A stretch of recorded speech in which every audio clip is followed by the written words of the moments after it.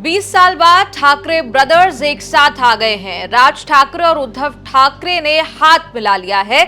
आपको बता दें, उद्धव ठाकरे की यूबीटी और राज ठाकरे की मनसे ने बीएमसी समेत महाराष्ट्र के कुल 29 नगर निगम चुनावों के लिए हाथ मिला लिया है।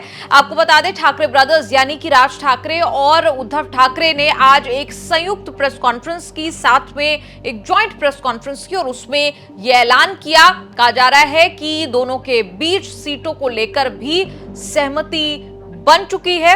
आपको आगे संभावित सीटों के बारे में भी बताएंगे, लेकिन पहले बता दें कि उद्धव ठाकरे ने गठबंधन का ऐलान करते हुए कहा कि हमारी सोच एक है, हमें मराठियों का संघर्ष, उनका बलिदान याद है। उन्होंने कहा कि आज हम दोनों भाई एक साथ हैं, हम एक साथ रहने के लिए साथ आए हैं।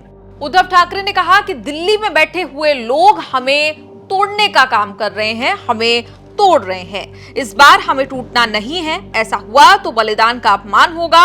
वहीं राज ठाकरे ने कहा कि महाराष्ट्र मुंबई किसी भी झगड़े से बड़ा है, आज हम दोनों भाई साथ हैं। उन्होंने कहा कि सीटों का बंटवारा मायने नहीं रखता, मुंबई का मेयर मराठी ही होगा, वो हमारा ही होगा। वैसे तो ठाकरे ब्रदर्स के बीच लंबे समय से राजनीतिक मतभेद रहे, लेकिन दोनों ने वो सब मनमुटाव दूर करके अब साथ आने की सोची। इस बीच आपको बता दें, सीट शेयरिंग को लेकर बीएमसी का जो जनवरी में चुनाव होने वाला है, सीट शेयरिंग को लेकर भी सहमति बनी है।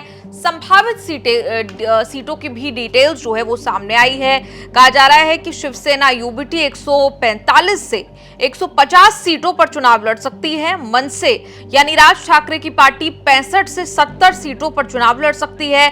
वहीं राष्ट्रवादी कांग्रेस यानी शरद पवार का जो गुट है वो 10 से 12 सीटों पर ये चुनाव लड़ सकता है। दूसरी तरफ कांग्रेस जो है वो कहीं ना कहीं अकेले चुनाव लड़ने का मन बना चुकी है।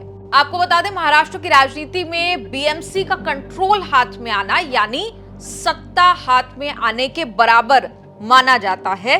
बीजेपी की कोशिश है कि बीएमसी से ठाकरे परिवार के वर्चस्व को खत्म कर दिया जाए और अपना कब्जा जो है वो जमा लिया जाए, जबकि उद्धव ठाकरे के लिए ये चुनाव अपनी साख बचाने का आखिरी मौका है।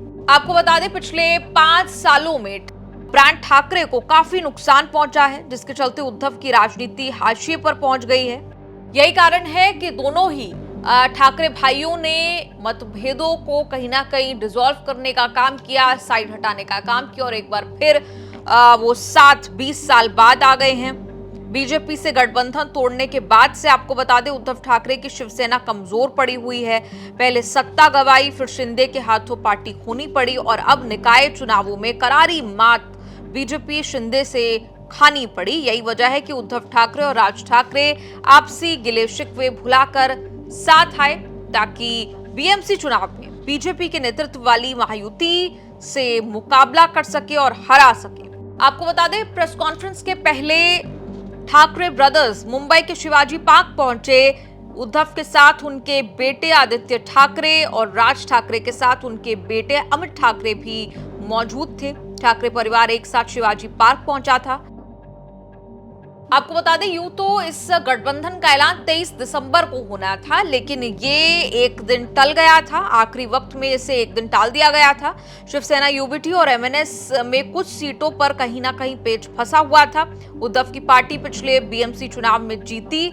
अपनी 84 सीटों में से 12 से 15 सीट तक एमएनएस को देने के लिए तैयार थी, लेकिन पेच मुश्किल मानी जाने वाली सीटों पर फंसा हुआ था।